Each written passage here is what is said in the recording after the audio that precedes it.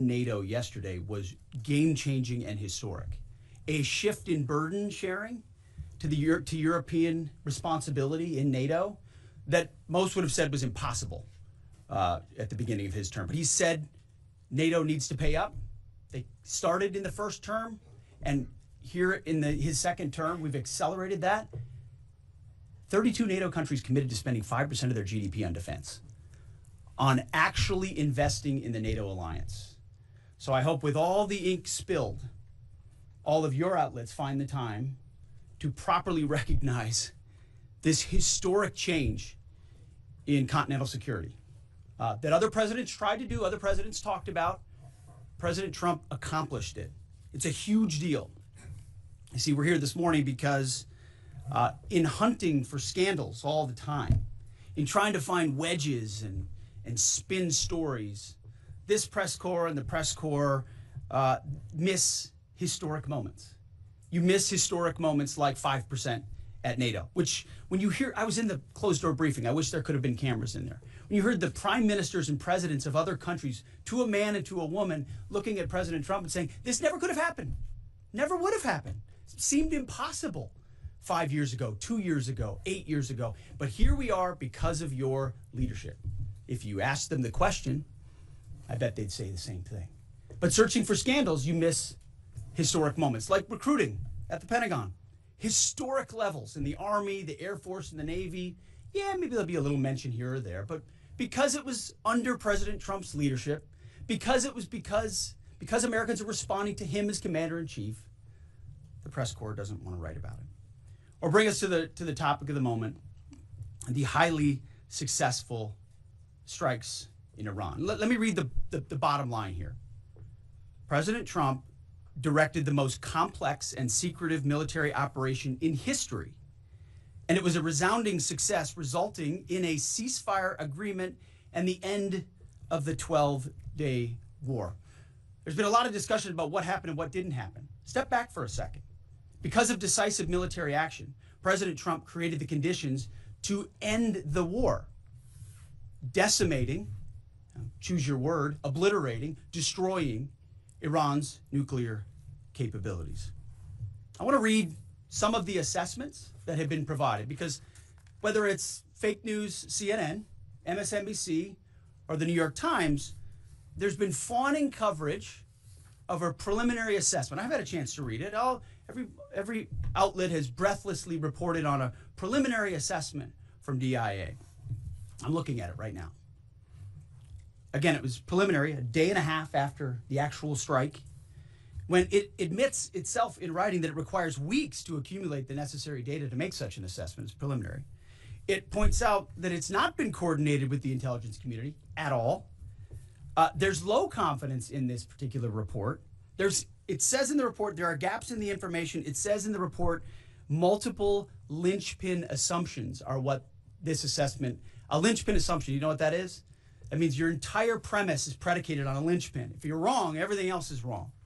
And yet, still, this report acknowledges it's likely severe damage. Again, this is preliminary, but leaked because someone had an agenda to try to muddy the waters and make it look like this historic strike wasn't successful. I'm going to get to the chairman in a moment because he's going to lay out the particulars for you based on his professional military experience. But here's what other folks are saying.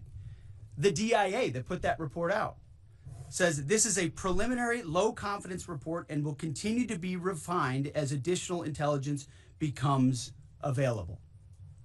How about the Israeli Atomic Energy Commission? The devastating U.S. strikes on Fordow destroyed the site's critical infrastructure and rendered the enrichment facility inoperable. Have any of these quotes made their way into the New York Times or the Washington Post? MSNBC? CNN? Any of these quotes? How about this one? This is a new one from the UN, the United Nations. No friend of the United States, or certainly Israel often. Here's the head of the UN Atomic Energy Agency this morning, Rafael Grossi. U.S. and Israeli strikes caused enormous damage to Iran's nuclear sites. Don't take my word for it. How about the IDF's chief of staff? I can say here that the assessment is that we significantly damaged the nuclear program, setting it back by years. I repeat, years. The Iranian foreign minister, The spokesman, our nuclear installations have been badly damaged, that's for sure. I'm sure that's an understatement. John Radcliffe, the director of the CIA, putting out a statement just last night. CIA can confirm that a body of credible intelligence indicates Iran's nuclear program has been severely damaged by recent targeted strikes. This includes new intelligence from a historically reliable, very different than preliminary assessment with low confidence. He's saying historically reliable and accurate source and method that several key Iranian nuclear facilities were destroyed and would have to be rebuilt over the course of years. CIA continues to collect additional reliably sourced information to keep appropriate decision makers fully informed. How about DNI Tulsi Gabbard yesterday? She writes, and I quote, "New intelligence confirms what POTUS has stated numerous times. Iran's nuclear facilities have been destroyed." Institute for Science and International Security President David Albright, overall, Israel and U.S. attacks have effectively destroyed Iran's centrifuge enrichment program. Time and time again, I can go down the list. Those that understand, those that see, those that do proper assessments recognize that what the United States military did was historic. And again, before I pass it to the chairman, because you, and I mean specifically you, the press, specifically you, the press corps, because you cheer against Trump so hard, it's like in your DNA and in your blood to cheer against Trump, because you want him not to be successful so bad, you have to cheer against the efficacy of these strikes. You have to hope maybe they weren't effective. Maybe the way the Trump administration has represented them isn't true. So let's take half-truths, spun information, leaked information, and then spin it. Spin it in every way we can to try to cause doubt and manipulate the public mind over whether or not our brave pilots were successful.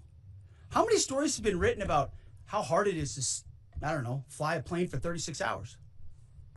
Has MSNBC done that story? Has Fox? Have we done the story how hard that is? Have we done it 2 or 3 times so that American people understand? How about how difficult it is to shoot a drone from an F-15 or 16 or F-22 or F-35?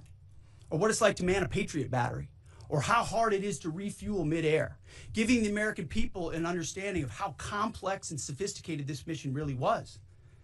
There are so many aspects of what our brave men and women did that because of the hatred of this press corps are undermined because your people are trying to leak and spin that it wasn't successful. It's irresponsible. And folks in this room are privy to that information because of the proximity here in the Pentagon. It's an important responsibility. And time again, classified information is leaked or peddled for political purposes to try to make the president look bad. And what's really happening is you're undermining the success of incredible B-2 pilots and incredible F-35 pilots and incredible refuelers and incredible air defenders who accomplished their mission, set back a nuclear program in ways that other presidents would have dreamed. How about we celebrate that?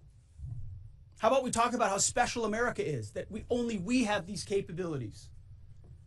I think it's too much to ask, unfortunately, for the fake news. So we're used to that.